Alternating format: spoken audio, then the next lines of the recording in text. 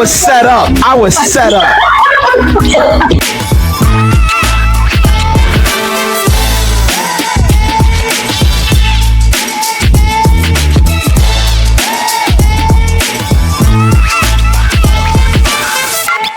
Hey everyone, welcome back to KC Rush Hour, Chris and Bev. You guys can join us on Instagram and don't forget to like and subscribe to the channel, please, and hit that little bell icon. That way you get notified whenever a new episode pops up.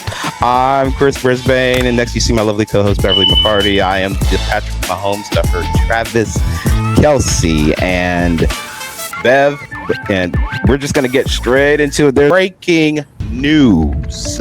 So we got some breaking news up.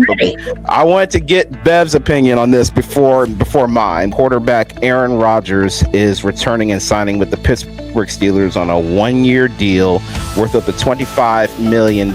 So I have my own opinions about this, but I wanted to get yours since both you and me have the same opinion when it comes to Rodgers.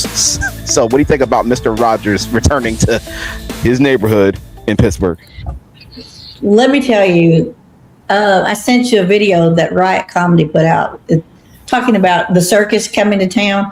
He missed his calling. He should have been with Jerry Jones in Dallas. It's such a mess. I mean, but I called it. I knew he was not going to attend these OTA. Never would he attend an OTA. He's been on the Brett Favre path since he left Green Bay. He had to go someplace, and he went to the Jets, which is where Brett went, is to the Jets. The only thing is he went to the Steelers instead of the Vikings. And it's just been a mess. Brett never went to OTAs, I don't think, for years at the end of his career. So, yeah, he was just holding out. But I mean, it's going to be a mess. I don't know if his body's going to be able to hold up. So if he could only do two snaps the year before last, and he's only older now. It's just, I don't know. Year before that. It's a mess. Yeah, not a fan. Wish he was gone. Retire. So to put it in perspective, Bev, Rodgers will be 43 when the season kicks off. Wow. When does he turn 44? 44. I think 44 will probably be next year. Okay, so he just turned 43. I mean, I'm just going to check and see. Okay. Last time I checked. Yes, you are correct. December the 2nd, 1983. That is if they do even make it to December, because that would mean they were knocking on the door of playoffs. We have some, and the second bit, and we got some more breaking news that I just shared with Bev. So Super Bowl 64 will be in Nashville, Tennessee. So we will play host 64. I want to know why Nashville, of all places. Bev predicted this, believe it or not, back in when we had Lexi on the show. She was listing all the show places where Super Bowl hasn't been, and the possibility, I think they're calling it Nash Vegas now because of how big the city has gotten. So, but I'm not sure if the stadium is going to be the new Titan Stadium is going to be ready by Super Bowl 64, but that all depends on who's going to be in it. Awesome. So it all depends on who's going to be in it. I know I would want to go. Yeah. So what do you think, Bev? Super Bowl 64, Nashville, Tennessee. I mean, that's one of the closest places to me. Imagine them having it there. But yeah, it's pretty awesome for the city. And yeah, that would be nice to go to. And the stadium, I've seen photos of the stadium, or just them building the stadium. It's where they had brought Cam Ward in there just to see how it would look and how it feels to him. He loved it, but it looks like a lot what I've seen it looks similar to the Bills stadium. I'm just going to be real. It looks similar to the Bills' new stadium. So I'm not sure if they're copying and pasting some things. That sounds so, but it looks similar to the Bills stadium. Okay. All right. Well, I guess at least it'll be a nice new one. Yeah, it'll be a nice new one. Hopefully they'll show some more photos other than just construction photos. So maybe we'll get more as the season goes on. But I'm thinking hopefully it'll be prepared before this season starts, because you have to have the Titans somewhere. They have to play somewhere. Oh yeah, I'm sure they're probably still in the old stadium for now. Hey, They got to play somewhere. But so some other breaking news. So there was a Bev has sent this to me. It was a Jags rookie wide receiver. His name is Alex Bullock, and he signed with the Jags as an undrafted free agent out of South Dakota State, which is, believe it or not, is the same college that I think Jordan Love went to. So and he's retiring from the NFL. And he was in Jags rookie minicamp, and he was set to compete for to be a starter, part of the 53 main roster spots. And what's really weird, and what we thought it was weird, is that this is the third undrafted NFL rookie to retire in the last week. So I'm not sure what's going on over there in Jacksonville, but I'm not sure if it's a Liam Cohen thing. I'm not sure if it's it's a team facility thing. But I thought this was very weird because Jacksonville's got some good players, average, players, average, good enough players, other than Travis Hunter. But it's just weird how you have this is a third rookie to retire. So what's going on, Bev? Well, I looked up the other guys' names. Le'Veon Moss was the Miami Dolphins. He retired after only 4 days signing a rookie minicamp. That's just the weirdest thing to me. I have been watching football since I was 11 years old, and the only two people that I knew that had done any kind of quitting early was Ricky Williams, because he wanted to smoke pot, which he could do now and actually play probably. And then, of course, Antonio Bryant, whichever what his name is. He's the only two that I knew who ever quit, like in the middle of the year or whatever. And so for these guys to come play their college career, get the ability to maybe be on an NFL team making generational type money just to walk away. It is absolutely does not make any sense to me at all. Maybe they just felt like they didn't have a shot. Maybe they were told they didn't have a shot and they just left. I really can't explain it, but it's definitely an oddity for me. Goes back to what Peyton and Eli said. There's a major difference between playing college football and the NFL. So maybe the NFL speed was too much for them. With those guys, you expect them to make a really good splash and really just be a part of the roster, but now you put pressure even more on Travis Hunter because he's coming off an Achilles injury. So we don't know what he looks like right now. Maybe they just didn't want to go to those teams and they're going to wait it out a little while and sign with someone else. I mean, that's the only other thing that I can think of. True. You got because now that you're back to being an undrafted free agent now. So but the last bit of breaking news that we do have is running back Devon Achane for the Miami Dolphins. He signed a 4-year extension worth $28 million. So that doesn't surprise me, especially when me and Bev were talking about this, is that Devon Achane's the whole offense for Miami. He's all they have. And I don't know with Malik Willis. I really don't. I kind of like him, but he has nobody really to throw to. So, I mean, you have to have a good back at least. Yeah, and now he's got Devon Achane for 4 years. But the fact that they did nail the left and right tackle, that's good. But question is, what are you going to do with the receivers? Jalen Waddle is gone. Is that a good signing or a bad signing if you're Miami? I mean, it's a bad signing for him, in my opinion, because now he's stuck on a team that's probably not going very well this year.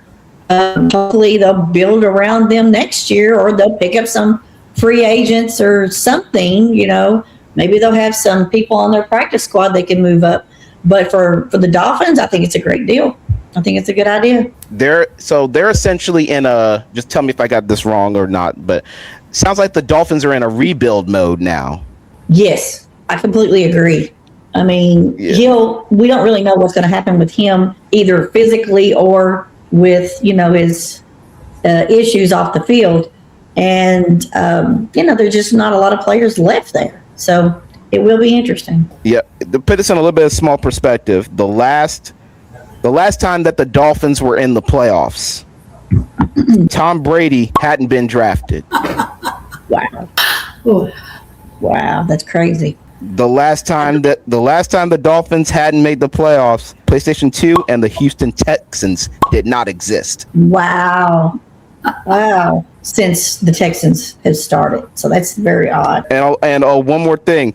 Shaquille O'Neal and the Lakers had 0 championship rings. That's how long it's been since the Dolphins have not made the playoffs. Wow.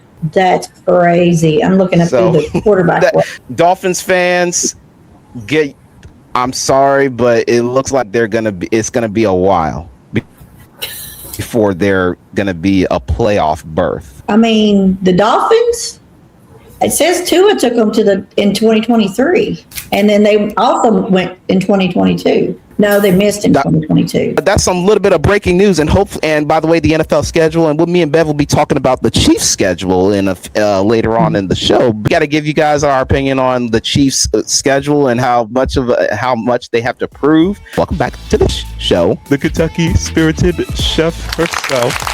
Please welcome Chef Dana. Yeah, thank you. Glad to have you back on the show, Chef. Yeah, we're very happy to have you back. So, it's another NFL season. Yes, and those are some crazy stats about the Dolphins. Oh my gosh, I can't believe it's been that long. Okay, so you chose it. I gave you some choices. Today we're making Frito pie.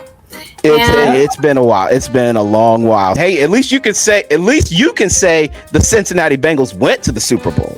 The Dolphins haven't even punched a Super Bowl ticket. Oh, poor Dolphins.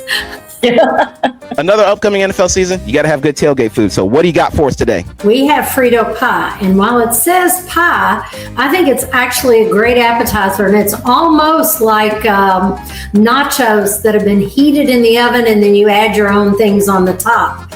So it's super simple, wonderful. You can make it for a meal, for dinner, or you can make it as an appetizer, and just really, really easy with some ingredients. So let's get started and I'll show you how to make it. Now, I'm only making a half a recipe because I've got part of it in the oven. I want to show you a finished one, but it normally comes in a 9x12 pan. Of course, you can cut the recipe in half, but you're not going to want to, especially if you got a few people over at your house. So all I do is just spray a pan, and I'm using this kind of pan because on tailgates you want to pitch all of your garbage before you go home. You don't want to take it home with you in a cooler from the stadium. So I'm making it in this pan. I'm using Fritos, and you just take some Fritos, I'll show you in just a minute, and put them on the bottom of your pan here. Just kind of cover the bottom of your pan with Fritos. I've already done the meat sauce. And what I have in the meat sauce, because it takes a while to go ahead and brown it, I use hamburger, ground beef, and it needs to be either 80-20, 85-15. Don't go below 80-20 because you'll get too much grease. Really, 85-15 or 90-10 are the best to use. So once you brown it, one of the things you're going to add to it after it's browned are these chopped onions, and you're going to soften the onions in the ground beef. Yeah. Once you get the onions softened, you're going to add your garlic. And now the recipe is going to be on my website. It's KentuckySpiritedChef.com. And one of the things I do is I do not ask you for your email. There are no pop-ups. There are no ads. It's simply if you like the look of the food and you click on the picture, you get a printable recipe. I just want to share good food with people, not make money off of you. So anyway, all the ingredient sizes will be in that recipe, but I use minced garlic. I use it easy, just right out of the bottle here. The other thing that I put in there is Rotel. Now, what I want you to do is choose your own heat level. You can either do the original, and what it's got is diced tomatoes and some green chilies. But other versions of it have jalapeno in it. So if you like a little more pop, you can go ahead and use the spicier version of it. Oh, me and Beverly's husband, Sean, love spice. So this would be right up our alley. Well, for yours, then I'm going to add the jalapenos. Do you like spice, Bev? No. My stomach can't handle it. His own spice on the top. Okay. Thank you. Then I take all that's still in the skillet and heating up all that rotel, and then I add 2 packets. This happens to be my favorite taco seasoning, just because it's lower sodium and it's real easy, and we like the taste of it. So I add 2 packets of it, and then once it is done, and you can see it comes up with a meaty sauce like this. Looks nice. So what you do is you split it in half, and you put it over those Fritos in this pan.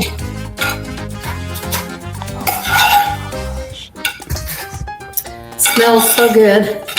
And I will tell you, on the one that I took out of the oven, Mike got a little corner out of it, and it's husband approved. So I know it's okay. Then I add black beans on top of it. Now, I use canned black beans. It's just so simple. However, I don't like all that mush and that juice and a lot of sodium. So I just use a strainer like this. I pour the beans in it and wash it until it stops foaming. That means that there's not much sodium left in it. So I've got black beans here, just nice black beans. Put them on top of the meat in the Fritos. Those are the best flavor.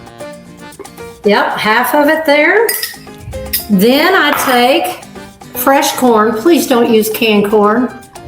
Anybody watching this, don't use canned corn. You can use frozen. Fresh is best. And then just sprinkle your corn over the black beans and the meat sauce. So I'll show you what we've got so far. Right here. Let's Then we take half of the Colby Jack cheese and we spread it all over the top of that, about half or about a third. And then we do the same thing again. My hands were washed. You're all safe. We're all adults here. We're all adults here, but I'm going to just say sprinkling cheese on, that is the sexiest thing in the world. I love cheese. Yeah. Everybody loves cheese. More Fritos. More meat.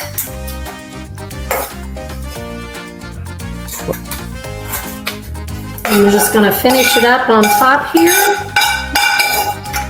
Spread it out so that you get some meat in every bite or scoop of that. Once again, we're going to put... I wish I could smell it. It smells good. I wish I could send the aroma over the computer here. And then finish up with the other half of the black beans. And the corn. I'm telling you, it's a great dip as well as a main dish. You can eat it for supper, or you can have it as a dip and let people do their own things on top. And then we're going to put a few Fritos, a little bit of cheese, the rest of the Fritos, and some more cheese on top. Wow. It's not real calorie, but it really is good. So that's what it looks like before it goes in the oven. I'm being tortured. I'll show you what it looks like when it comes out.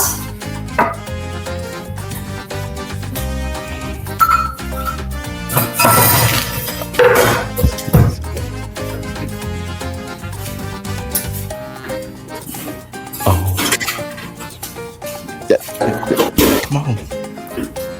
Oops, I better use both. But it's all baked goodness. Cheese is melted into chips. Oh, and then my make it God. real pretty. You put some tomatoes on the top.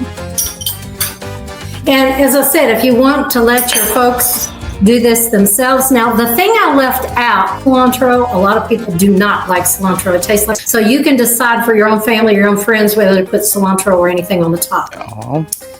Then I sprinkle some green onion tops. And since this is mine and Mike's, I'm going to go ahead and put the jalapenos on top. And a big dollop of sour cream right in the middle. Beautiful. And this is Frito pie. Ooh, beautiful. Looks really good. Let me just scoop out for you on a plate, and I'll show you what it looks like. I'm punching my ticket to Kentucky tonight. Right. Love to see you. Okay, I'm going to take a scoop out to show you what it's like. And see, it stays a little bit solid so that you can actually put it up. And I'm going to put a little bit of this on top of mine. I'm going to take a little of that.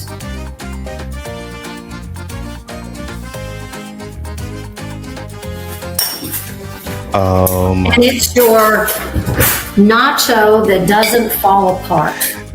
It's really good. And all that meat and the cheese. Yum. That's Kentucky on a plate.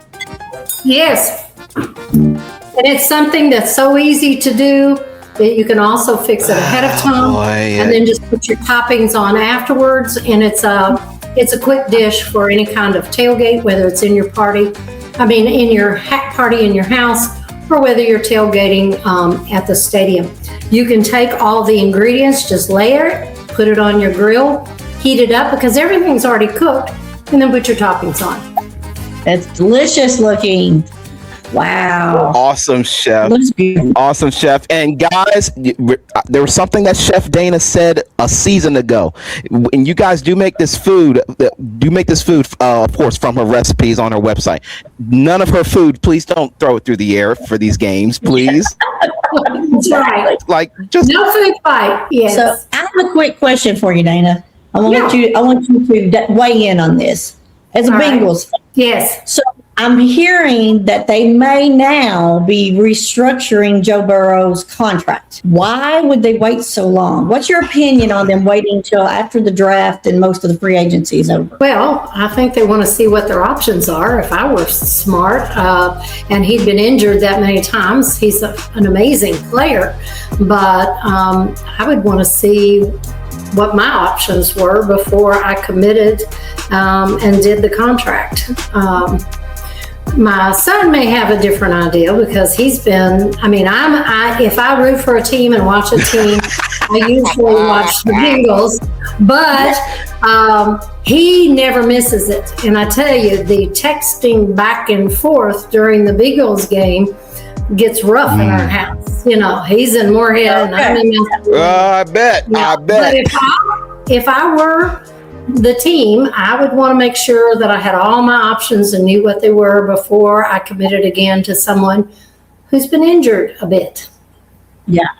And also, but then his contract is so big, they have not been able to pick up the best players. Right. It's the idea that they do that so that way they can actually start putting some team around him. Right. And if I were Joe Burrows, I'd want some team around me. I wouldn't want to keep getting hurt.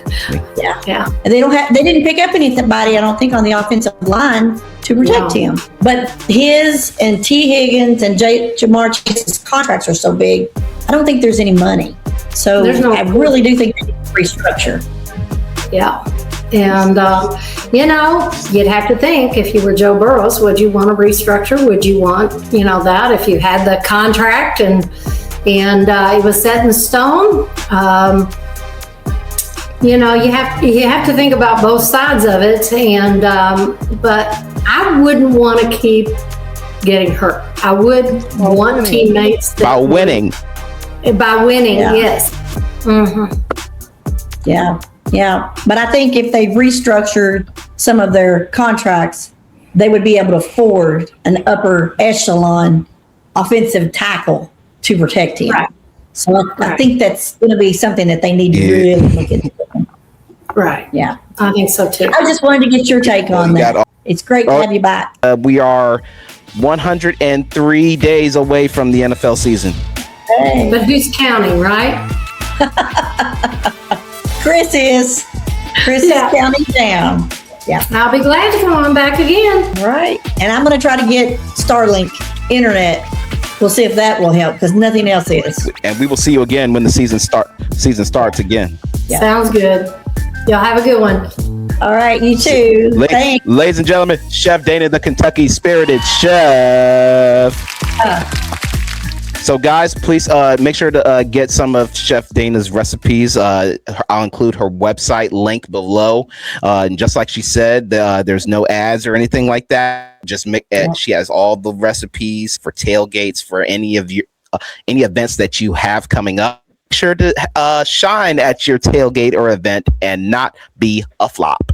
But now we're going to get into some Chiefs stuff for all you Chiefs fans. So, Bev, we got very last thing we're going to talk about towards the close of our show is that the official schedule release for the Kansas City Chiefs. So, if you really look at it, their schedule is once again it's challenging. Yeah, pretty tough. And one thing that I wanted Bev to talk about is that early bye week in week 5. So. Just wanted to get your opinion. I don't see it as a great thing having an early bye week. So what do you think? Because that's terrible. I think it's terrible. Absolutely terrible. You having a bye week as late as you possibly can is the best, obviously. But you definitely want to hit past the 9 week, I would imagine. You want to be halfway through the season, before the only way this is ever going to be beneficial is if someone gets hurt early. And maybe they can make it back for the playoffs. So that is one thing to think about.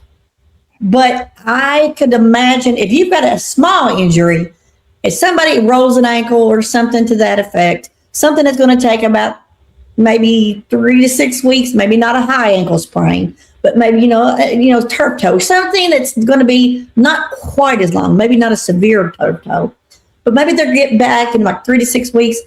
You probably want to be around the week 8 margin, you say maybe a 3-week injury, then, they're coming back easily before the playoffs. But yeah, I don't know. My initial reaction was absolute horror and I hated it. But but like I said, if someone gets injured early, they do have plenty of time to recuperate. In my opinion, who's going to be able to do what Mahomes does? I just don't see Justin Fields being that guy. Never have felt that he's that guy. So it can't be Mahomes. No, Bev, you're right. We've seen what Justin Fields is. We've seen what he was like in Chicago. We saw what he was like in Pittsburgh. We saw what he was like in New York. We've seen the ceiling for Justin Fields. So, I think Patrick Mahomes is going to be out there week 1. So and if you're looking at it right out of the gate, they have a division game, the Broncos. So, and that schedule there all the way through. Yeah. The Colts, I really think they're going to take a little bit of a step back. They're going to take a step back because week 3, the Dolphins are in a rebuild mode. Week 4, you have the Raiders, and the Raiders are pretty much they're in I'll put them in the rebuild mode section, yes. And then after that bye week, you have to face the Chargers, and Mahomes pretty much is pretty good, and the Chiefs are very good against the Chargers, especially when they're at home at Arrowhead. There are some easy wins, and those 2, 3, and 4, in my opinion, are going to be some of those. If they take care of business the way that the Chiefs do, weeks 2, 3, and 4 should be just relatively where they can just take care of business and not have to really. And I'm with you on one thing: if you go up big, rest the starters. Oh yeah, definitely. Week 7, you have the Seahawks. That's probably going to be one of the most watched games because that's when Kenneth Walker goes back to Seattle. So, and he's already 300 yards on him. 300 yards. That's what I'm calling it. He's got that circled on his calendar, and I'd go off on that game. Yeah. And exactly. finishing off week eight, Bev, they go to Denver, up to Mile High.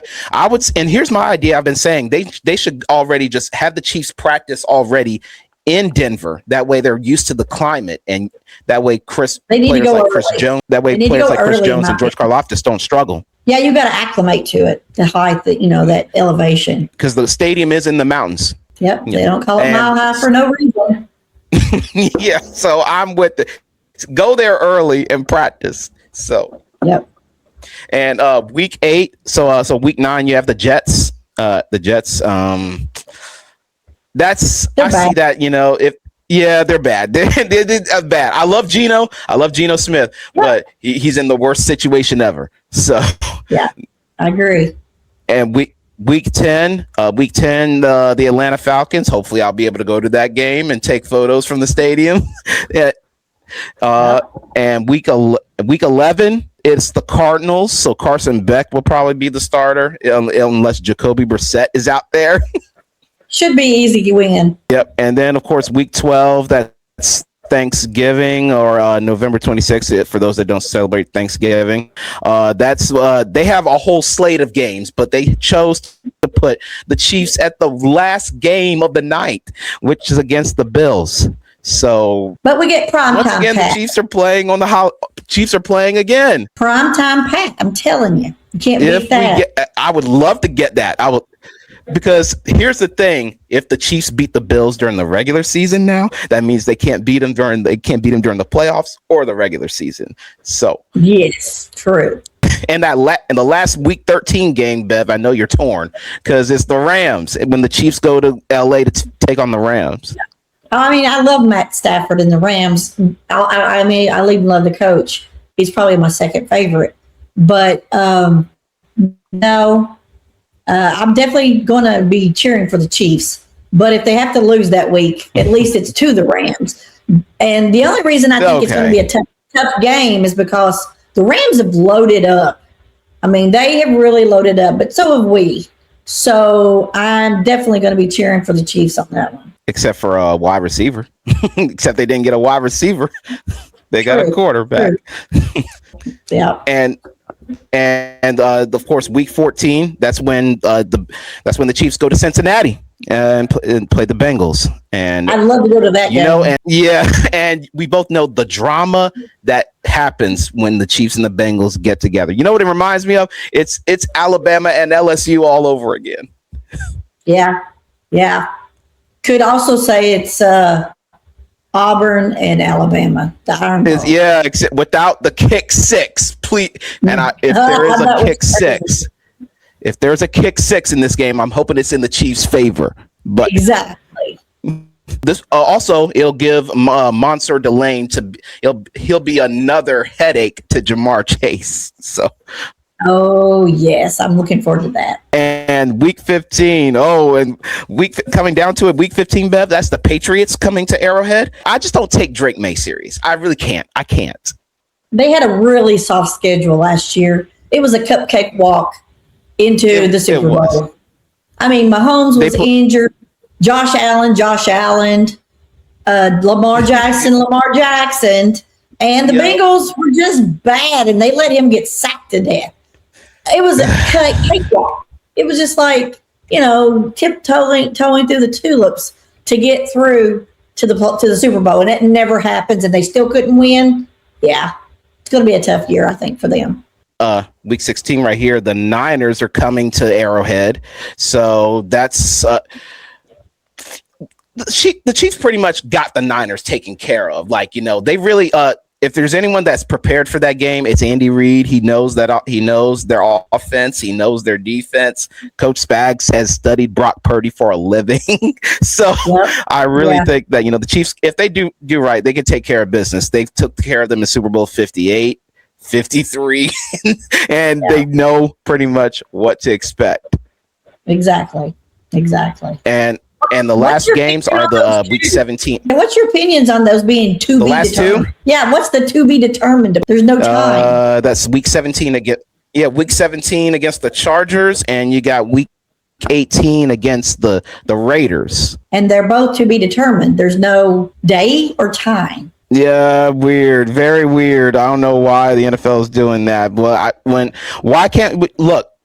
The Chiefs have gone to play at SoFi Stadium before and have had success. I wonder if they think it's going to be like throwaway games.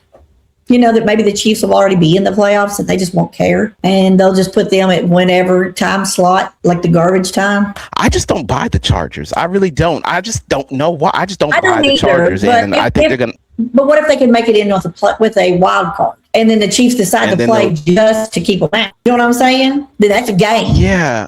If not, then it's garbage. True. But either way, the last time the Chargers have not won a playoff game since Phillip Rivers. Not surprised. Justin Herbert is not him. I'm sorry. He is not. He will not be him. No. And the Week 18 game we're probably going to get. So I'm thinking the way it's having to be determined. They're probably going to assume that both teams have made the playoffs. So they'll probably put the second, third string people in. So that makes sense that they would do that. But ladies and gentlemen, that's the Chiefs schedule. So if anyone does, so I see the Chiefs having a pretty good record if they take care of business. Yeah.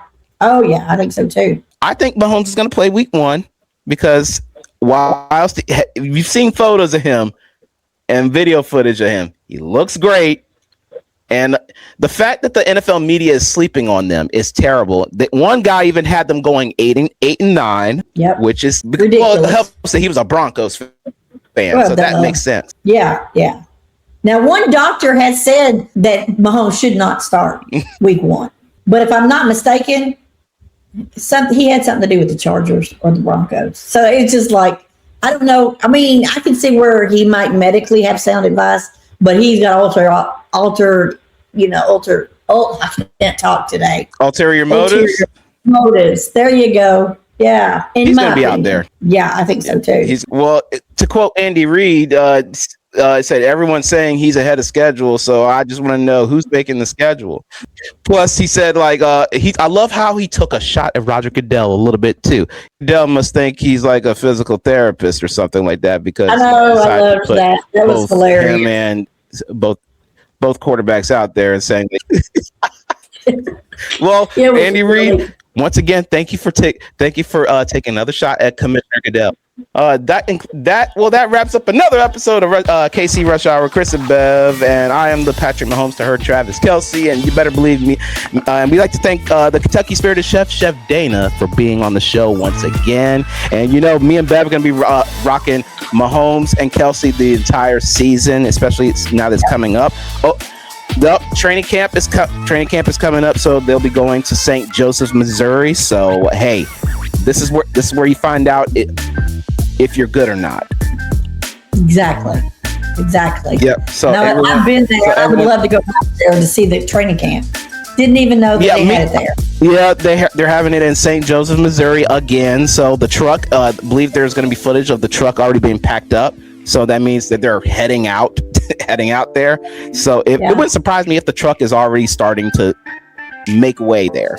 So yeah, I only missed it by 2 weeks last time we went. I can't believe I was 2 weeks late for the training camp. I could have been there. But if you do go, please get plenty of photos. Oh, I would. I will. Trust me.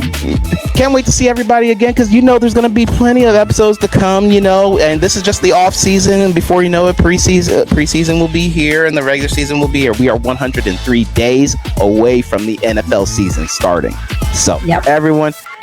and of course, have a great weekend coming up. And don't forget to like and subscribe, please, to the channel, please. And of course, follow us on Spotify at KC Rush Hour with Chris and Bev. The new episode will be coming out this weekend. So good time to just relax and enjoy listening to us, audio listeners, and people that are watching this via video. So guys, enjoyed the show, and we will see you next time. Bye. Bye.